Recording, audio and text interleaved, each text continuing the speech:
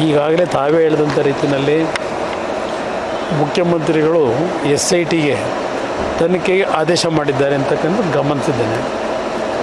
ನಾನಾಗಲಿ ದೇವೇಗೌಡರಾಗಲಿ ಎಂದೂ ಸಹ ಹೆಣ್ಣುಮಕ್ಕಳ ವಿಷಯದಲ್ಲಿ ಅತ್ಯಂತ ಗೌರವಯುತವಾಗಿ ಅವರ ಕಷ್ಟಗಳಿಗೆ ಯಾರಾದರೂ ಬಂದಾಗ ಅವರ ಕಷ್ಟಗಳನ್ನು ಪರಿಹರಿಸಿ ಕಳಿಸಿರ್ತಕ್ಕಂಥದ್ರಲ್ಲಿ ನಾವಂತೂ ಮಹಿಳೆಯರಿಗೆ ಅತ್ಯಂತ ಹೆಚ್ಚಿನ ಗೌರವ ಕೊಟ್ಟಿರ್ತಕ್ಕಂಥದ್ದು.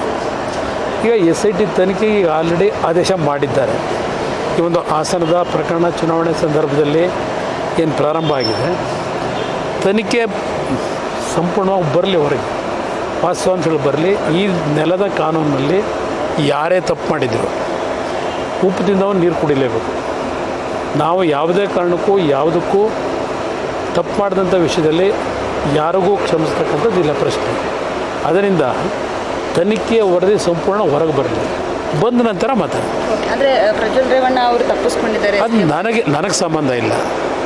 SIT ತನಿಖೆಗೆ ಆದೇಶ ಮಾಡಿದಾರಲ್ವಾ, SIT ಅಧಿಕಾರಿಗಳನ್ನ ಈಗ ಅದೇ ಕೆಲಸಕ್ಕೆ ಹಾಕಿದ್ದಾರೆ. ಅವ್ರು ವಿದೇಶಕ್ಕೆ ಹೋಗಿದ್ರೆ ಕರ್ಕೊಂಬರೋದು ಅವ್ರ ಜವಾಬ್ದಾರಿ. ನನಗೆ ಕೇಳಿದ್ರೆ ನಾನೇನು ಉತ್ತರ ಹೇಳಿ? ಅವ್ರು ಕರ್ಕೊಂಬರ್ತಾರೆ.